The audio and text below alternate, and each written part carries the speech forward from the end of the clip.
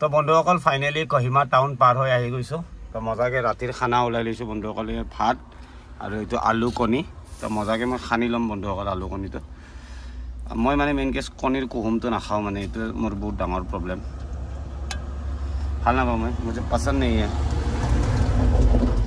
তো বন্ধুসকল জীৱনটো আৰু কি কৰিব, আৰু উপায়তো নাই, কামটো কৰিবই লাগিব। বহুত বেছি কষ্ট হয় আমাৰ কামটোত, আপোনালোকে জানে যোনে যোনে মোৰ ভিডিঅ' চাই।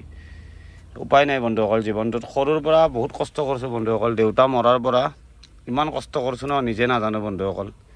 কি কৰা নাই লাইফটোত, মই কি কৰা নাই। ফুটপাথৰ পৰা গাখীৰ বিকাৰ পৰা আৰম্ভ কৰি মই এসময়ত কি মোবাইল চলাইছিলোঁ জানে বন্ধুসকল, ডিছপ্লেটো নাইয়ে, তাতে চিম কাৰ্ড মানে লগোৱা জেগাটোত মই গেটাছ দিওঁ, গেটাছ দি চিম কাৰ্ড ভৰাওঁ।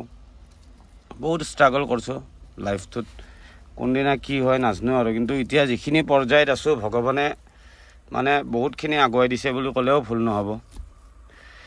ভগৱানক সেইটো কাৰণে মানে মই বহুত বেছি শুকুৰগুজাৰ, ভগৱানৰ ওপৰত মানে মই বহুত বেছি মানে মেহৰবান হৈছোঁ। তো সেইটো কাৰণে মানে মই মানুহবিলাককো বহুত বেছি হেল্প কৰোঁ বন্ধুসকল। লাইফৰ ষ্টৰি বহুত আছে মোৰ, আপোনালোকৰ শুনিলে মাথা নষ্ট হৈ যাব। 2011 চনত মোৰ কেৰিয়াৰ বৰবাদ হৈ গৈছে বন্ধুসকল। যোনে যোনে জানে মোৰ কথা, ই জানে আৰু মোৰ আপোনালোকৰ আগত ক'ব মন নাই।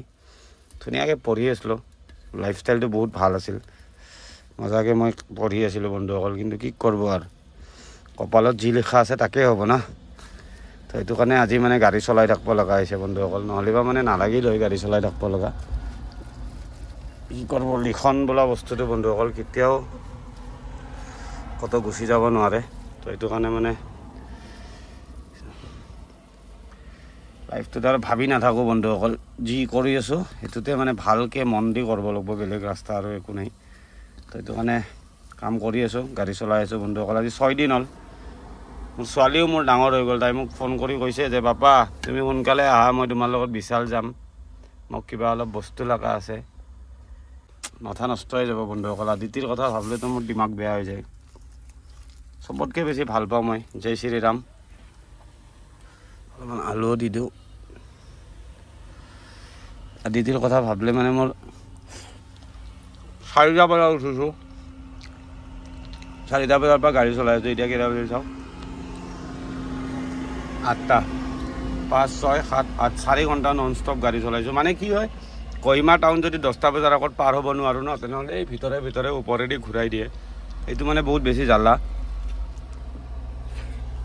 তো এইটো কাৰণে মানে যিমান পাৰোঁ সোনকালে মানে কহিমা টাউনটো পাৰ কৰাৰ চেষ্টা কৰিছোঁ। ফাইনেলি পাৰ হৈ গৈছোঁ।